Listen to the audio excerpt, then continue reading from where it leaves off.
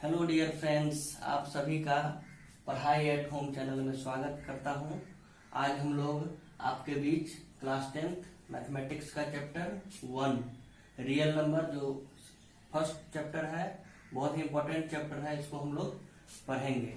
सबसे पहले इसमें हम लोग फ्रेंड्स इंट्रोडक्शन इसका पढ़ेंगे। उसके बाद हम लोग यूक्लिड्स डिवीजन लेमा, यूक्लिड जो कि एक मैथमेटिशियन थे, इन्होंने एक डिवीजन से रिलेटेड एक लेमा दिया था, एक स्टेटमेंट दिया था, उसको हम लोग समझेंगे और उस पर एक्सरसाइज करेंगे।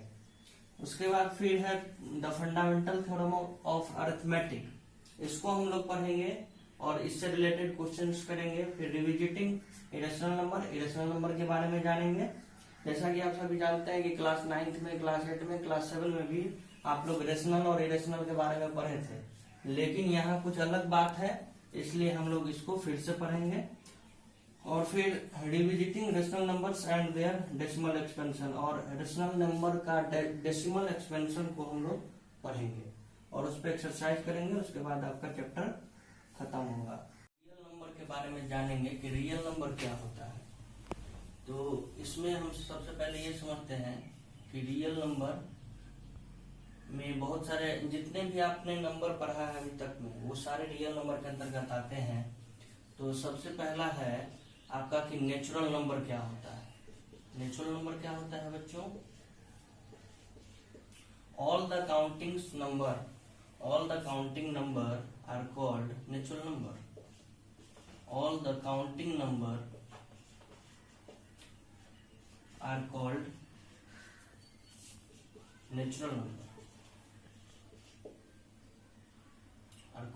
natural number, That means कि अगर आपके फैमिली में कि मान लेते हैं कि 5 मेंबर्स हैं, तो इसका मतलब है कि आपने 1 से काउंट करना स्टार्ट किया, तो 1 2 3 4 5। That means natural number is starts from 1। Natural number starts from 1 2 3 4 5 and so on. तो यानी कि अगर आपके फैमिली में 5 मेंबर हैं तो आपने काउंट किया 1 2 3 4 5। अगर 10 मेंबर है तो 1 2 3 4 5 6 7 8 9 10। इसका मतलब हुआ कि 1 से स्टार्ट होता है काउंटिंग नंबर या नेचुरल नंबर। अब अगला है हमारा whole number.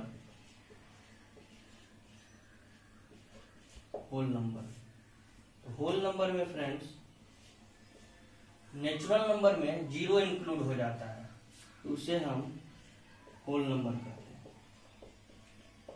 And so on. उसके बाद तीसरा है ऑड नंबर। ऑड नंबर क्या होता है? A number which is not divisible by 2, that means 1 3 5 7 9 and so on. Fourth है इवन नंबर। इवन नंबर क्या होता है? तो a number which is divisible by 2, जो नंबर 2 से डिवाइड हो जाए, यानी कि 2 से वो पूरा कट जाए और उसमें रिमाइंडर 0 आवे, तो उसको हम इवन नंबर कहते हैं। उसका एग्जांपल है 2 4 6 8 10 12 एंड सो ऑन। फ्रेंड्स, इसमें हम ये कहना चाहते हैं कि ऑड नंबर और इवन नंबर, ये दोनों को अगर हम मिला दें तो वो नेचुरल नंबर हो जाता है। जैसे कि देखिए यहाँ पे ये 1 है ऑड नंबर, और यहाँ है ये नेचुरल नंबर में आता है, और यहाँ 2 है जो कि यहाँ फिर नेचुरल नंबर में आता है। फिर 3 ये ऑड नंबर है, फिर ये 4 इवन नंबर है। यानी कि नेचुरल नंबर में एक ऑड एक इवन, एक ऑड एक इवन, ऐसे करके पेयर चलता है। अब हम लोग जानेंगे इंटीजर्स के बारे में। इंटीजर्स क्या होता है? तो जैसे नेचुरल नंबर है ये 1 2 3 4 से लेकर इनफाइनाइट तक। फिर नेचुरल नंबर में जब इंक्लूड कर देते हैं 0, तो वो हो जाता है होल नंबर। और इसमें फिर ये निगेटिव नंबर, यानी कि जो नेचुरल नंबर होता है उसका निगेटिव इसमें इंक्लूड हो जाता है अप टू इनफाइनाइट।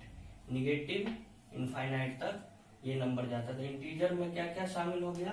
तो 1 से लेके इनफाइनाइट तक पॉजिटिव में, और नेगेटिव में -1 से लेके -इनफाइनाइट तक, और 0। जीरो जो है वो ना पॉजिटिव होता है और ना निगेटिव होता है। जीरो से राइट साइड ये पॉजिटिव नंबर और जीरो से लेफ्ट साइड ये निगेटिव नंबर होता है, और जीरो ना ही पॉजिटिव ना ही निगेटिव होता है। तो अब हम लोग प्राइम नंबर और कंपोजिट नंबर के बारे में जानेंगे। तो जानते हैं कि प्राइम नंबर क्या होता है। प्राइम नंबर का वैल्यू हमेशा 1 से बड़ा होता है, यानी कि इसके लिए फर्स्ट कंडीशन है कि greater than 1। Prime number is always greater than 1। And इसके अलावा और क्या इसमें शर्त है कि प्राइम नंबर वो होगा जो 1 से डिवाइड होगा और अपने आप से डिवाइड होगा, यानी कि divisible by 1 and itself only. यहां पे डालेंगे ओनली। अब एग्जाम्पल से हम लोग समझते हैं कि चूंकि प्राइम नंबर तो 1 होगा नहीं, क्योंकि हम पहले ही बता दिए हैं कि यहाँ पे 1 से बड़ा होगा। तो यहाँ पे हम 2 लेते हैं, तो 2 पे चेक करते हैं कि ये 1 से बड़ा है, तो हाँ है, ग्रेटर देन 1 है तो है। इसका डिविजिबल बाय 1, ये 2 जो है 1 से कट रहा है, तो हाँ कट रहा है, 1 से 2 में डिवाइड करेंगे तो कटेगा पूरा पूरा। एंड इटसेल्फ का मतलब ये हुआ कि ये 2 अपने आप से 2 से कट रहा है कि नहीं पूरा पूरा, तो 2 से भी डिविजिबल हो रहा है। अब यहाँ पे ओनली का मतलब ये है कि ये 1 से भी डिविजिबल हुआ, 2 से भी डिविजिबल हुआ, यानी कि 1 से और अपने आप से, और इस एक और अपने आप के अलावा किसी और से ना हो, तो उसी को हम लोग कहेंगे प्राइम नंबर। यानी कि ओनली का यहाँ पे क्या मतलब हुआ कि ये 1 और अपने आप के अलावा किसी और से ना कटे, तो उसे हम प्राइम नंबर कहेंगे। इसके बाद अगला क्या होगा, 3 1 से कटेगा, अपने आप से कटेगा और किसी इसके अलावा किसी और से नहीं कटेगा। 4, क्या 4 प्राइम नंबर है? तो इसके लिए है कि 1 से तो बड़ा है, पहला शर्त ठीक है। उसके बाद ये अपने आप से भी कट रहा है और 1 से भी कट रहा है। उसके बाद इसके अलावा 1 और 4 के अलावा ये 2 से भी कट रहा है। इसका मतलब ये हुआ कि ये प्राइम नंबर नहीं है। This is not prime number. 4 is not prime number. अब हम अगला देखते हैं 5 प्राइम नंबर है। तो देखिए ये 1 से बड़ा है, पहला बात। दूसरा बात 1 से डिविजिबल हो रहा है तो हो रहा है, अपने आप से यानी कि 5 से डिविजिबल हो रहा है तो हो रहा है, 1 और 5 के अलावा किसी और से हो रहा है तो नहीं हो रहा है, यानी कि केवल 5 और 1 से ही डिविजिबल हो रहा है। इसका मतलब 5 क्या है, प्राइम नंबर है। अब 6 ले लीजिए, 6 प्राइम नंबर है। तो 1 से तो ये बड़ा है, लेकिन ये 2 से कट जाता है। 1 से बड़ा है, 1 से कट जा रहा है, 6 से भी कट जा रहा है, लेकिन 1 और 6 के अलावा ये 2 से भी कट जाता है। इसका मतलब ये प्राइम नंबर नहीं है। तो अब हम लोग समझ गए कि प्राइम नंबर क्या होता है। इसके बाद हम लोग समझेंगे अब कंपोजिट नंबर क्या होता है। कंपोजिट नंबर समझ,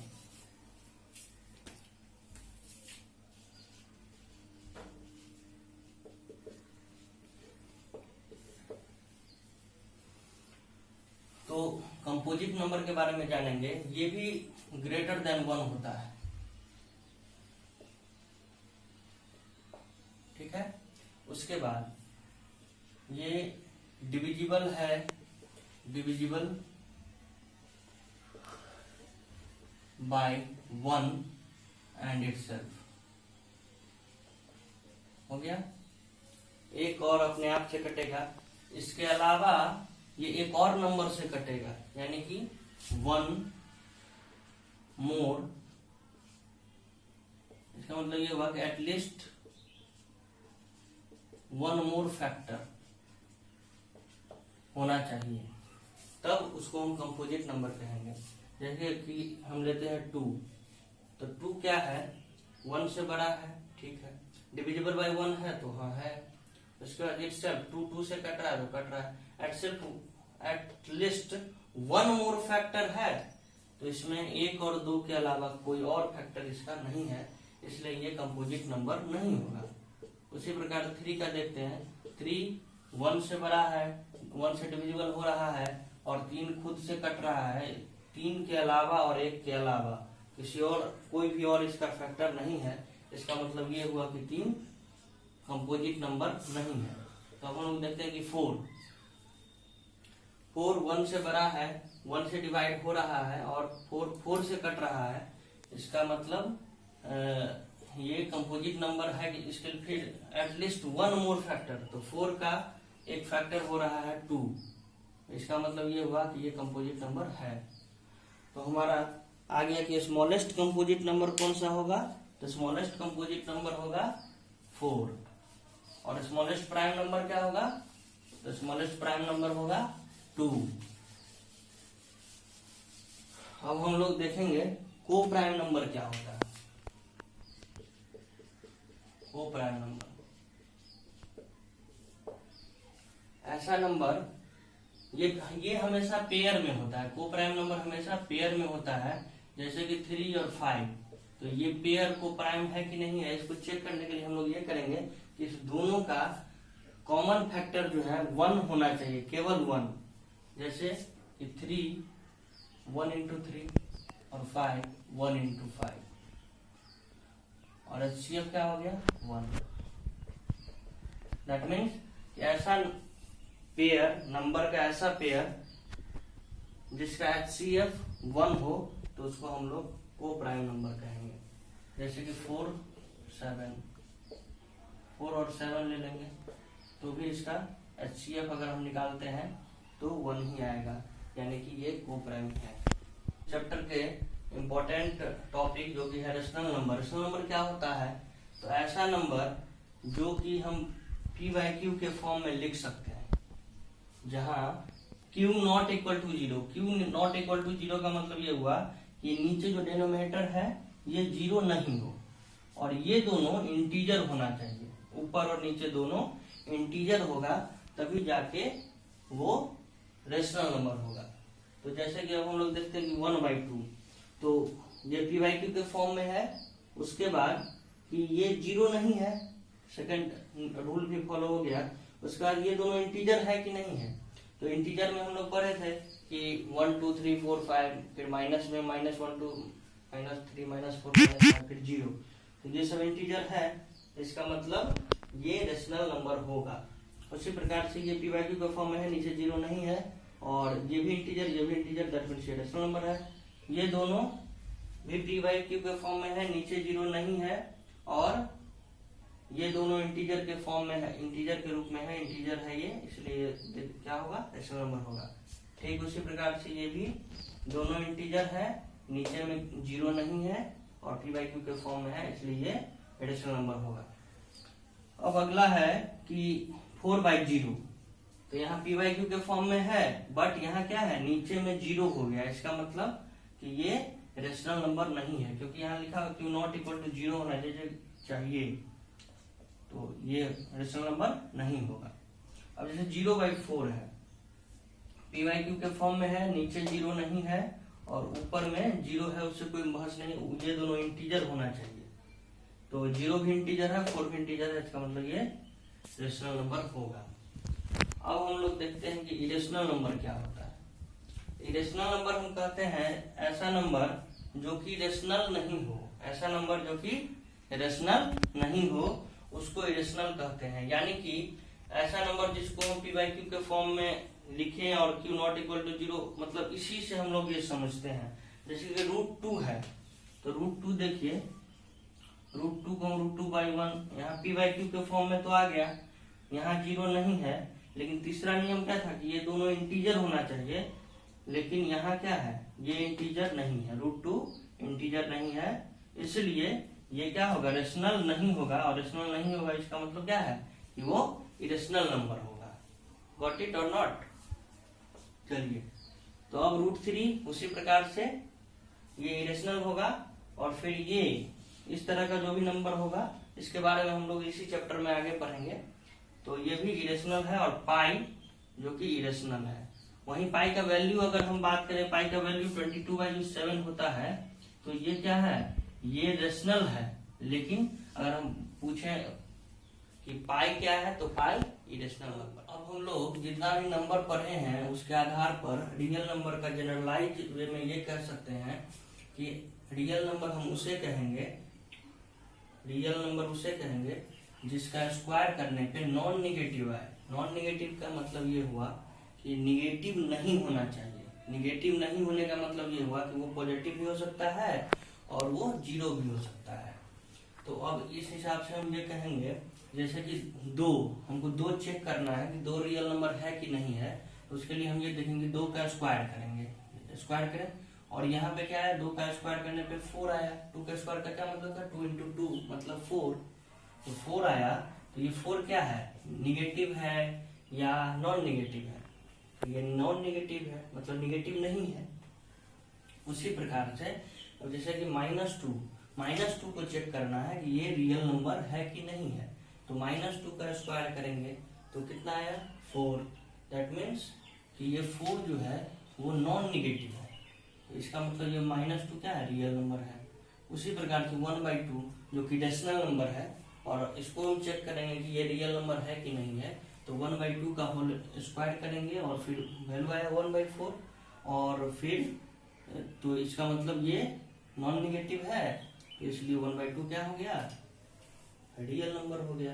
√2 जो कि इरेशनल नंबर है, इसको चेक करेंगे कि वो रियल नंबर है कि नहीं है, तो इसका स्क्वायर करेंगे, और √2 का स्क्वायर का मतलब क्या होता है, तो √2 का स्क्वायर का मतलब √2 × √2 दैट मीन्स √4, और √4 का वैल्यू 2 आया, यानी कि √2 का स्क्वायर करने पे वैल्यू 2 आया। इसका मतलब ये भी तो नॉन निगेटिव है, तो नॉन निगेटिव है इसलिए ये √2 जो है वो रियल नंबर है। अब हम लोग जानेंगे कि लेमा क्या होता है और एल्गोरिदम क्या होता है, जो कि इस चैप्टर में बहुत इंपॉर्टेंट है। तो लेमा के बारे में है कि lemma is a proven statement, ये स्टेटमेंट जो कि ऑलरेडी प्रूव्ड है उसका यूज करेंगे दूसरे स्टेटमेंट को प्रूव करने में, जो कि हम लोग इस चैप्टर में अभी यूक्लिड डिवीजन लेमा समझेंगे, तो इसका हम लोग ज्यादा अच्छे से समझ पाएंगे कि लेमा, यूक्लिड डिवीजन लेमा क्या है और कैसे इसका यूज क्या चीज में करेंगे। और फिर एल्गोरिदम है कि it is a series of well defined steps which gives A procedure for solving type problem. मतलब ये कि लेमा कोई स्टेटमेंट हो गया और उसके आधार पर अगर हम क्वेश्चन बनाना है, उसके आधार पर जब क्वेश्चन बनाना है तो उसमें कुछ गिवन स्टेप्स होगा, तो वही स्टेप्स जो होगा वो उस स्टेप्स को क्या कहेंगे, एल्गोरिथम। अब हम लोग जानेंगे यूक्लिड्स डिवीजन लेमा क्या होता है। Any positive integer a can be divided by another positive integer b in such a way that leaves a remainder r that is smaller than b. That means इसका मतलब ये हुआ कि a can be divided by another positive integer b, तो b से यहाँ हम divide करेंगे, इस प्रकार की रिमाइंडर r बचे। तो इसका मतलब ये हुआ कि b से हम किसी में इसमें डिवाइड करेंगे तो q टाइम्स होगा, और ये जो रिमाइंडर है वो हमेशा b से छोटा होगा।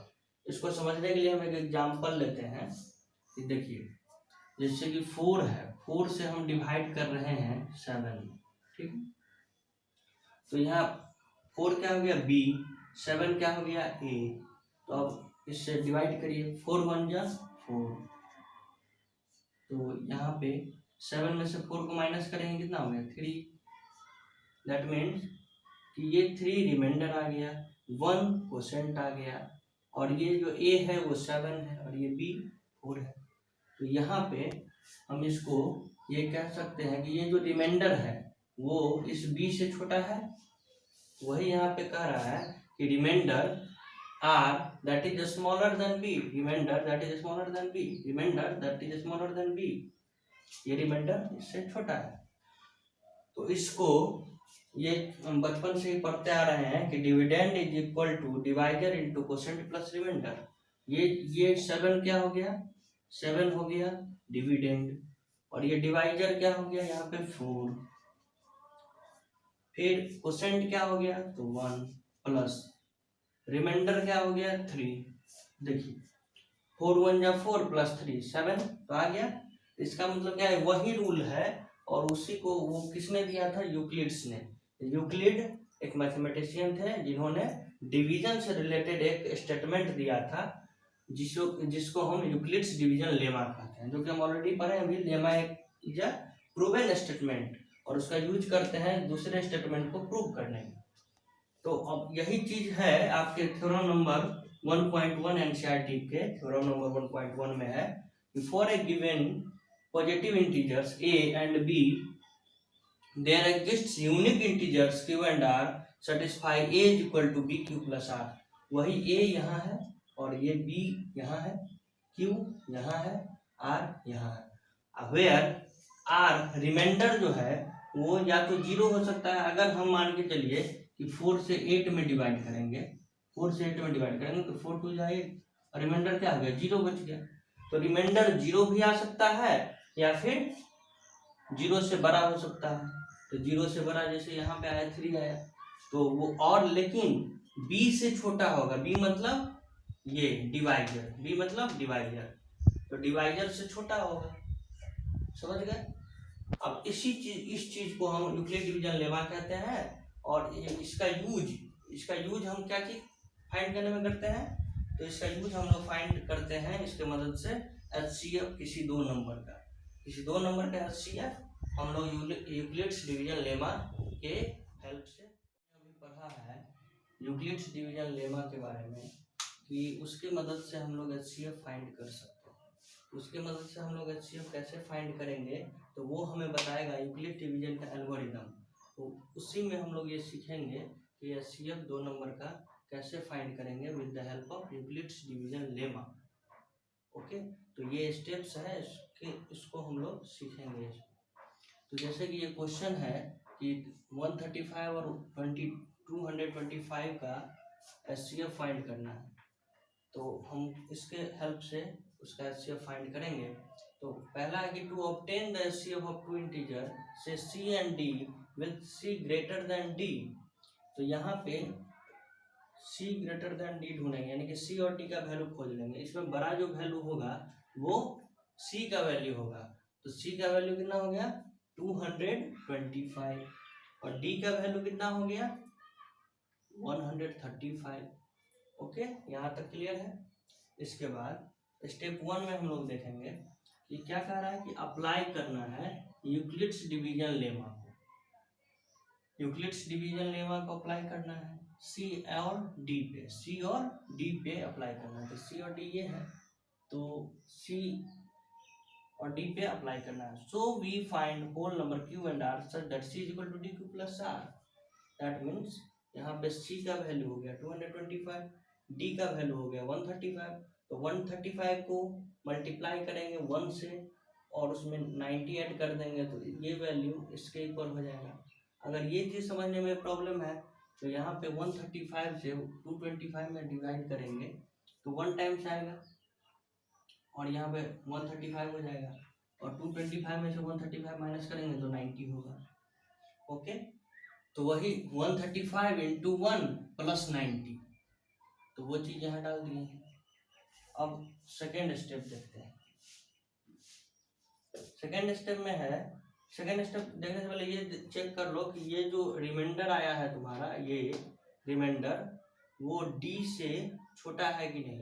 तो D हमारा था 135, तो इससे छोटा है ये, तो चलो ये ठीक है। अब स्टेप 2 में आ जाओ, R बराबर 0। तो R बराबर 0 का एग्जाम्पल यहाँ पे है, तो उसको हम लोग अभी थोड़ा देर में देखते हैं। पहले ये समझ लो कि जब R 0 नहीं होगा तो क्या करना है। तो R जब 0 नहीं होगा तो डिवीजन लेमा को D और R पे अप्लाई करना है। तो 135 इज इक्वल टू क्या हो जाएगा, ये जैसे ये यहाँ आ गया तो उसी प्रकार से ये यहाँ आ गया, फिर ये यहाँ आ जाएगा। तो 90 इंटू 1 प्लस 45। तो उसके बाद यहाँ भी तुमको रिमाइंडर 0 नहीं आता है। तो यहाँ क्या लिखा हुआ थर्ड स्टेप में, continue the process till the remainder is 0। Remainder को 0 करना है। The divisor at this stage, तो उस समय जो डिवाइजर होगा वही उसका एचसीएफ हो जाएगा। तो हमको अब यहाँ तक में 0 तो नहीं आया रिमाइंडर, अब यहाँ ये 90 फिर से यहाँ आ जाएगा, फिर ये 45 यहाँ आ जाएगा, 45 2 जा 90 प्लस 0 हो जाएगा यहाँ पे रिमाइंडर। तो यहाँ पे रिमाइंडर 0 हो गया, इसका मतलब ये जो डिवाइजर है वो HCF हो गया। तो ये दोनों नंबर का HCF कितना हो गया 45। हम लोग इसको निकाल लिए हैं यूक्लिड्स एल्गोरिथम के हेल्प से। उसके बाद सेकेंड क्वेश्चन है कि find the HCF of 30 and 60 with the help of Euclid's division lemma. तो उसमें हम C और D फाइंड कर लिए पहले। C हो गया 60, बड़ा नंबर है 60, और D छोटा नंबर है। तो 60 के बराबर में हम 30 इंटू 2 लिख सकते हैं, प्लस 0 रिमाइंडर है, तो रिमाइंडर 0 हो गया। तो यहाँ पे क्या लिखा हुआ था स्टेप्स में, if remainder is 0 D is the HCF, remainder 0 तो D is the HCF, D क्या है 30, तो HCF 30 हो गया। इसका मतलब क्या हो गया 30 और 60 का HCF 30 हुआ। तो हम लोग ये सीख गए कि कैसे HCF दो नंबर का यूक्लिड डिवीजन लेमा और यूक्लिड डिवीजन एल्गोरिथम में ये द्वारा निकाला। आपने देखा है फ्रेंड्स कि मैंने यहाँ पे व्हाइट बोर्ड पे पहले से इसको लिख रखा है।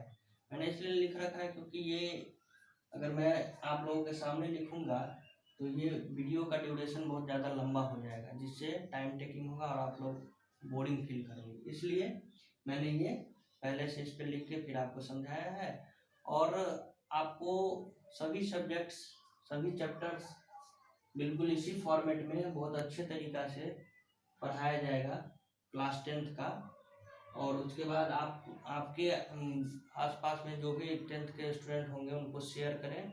ये वीडियो अगर आपको अच्छा लगे तो लाइक करें, सब्सक्राइब करें। Thank you.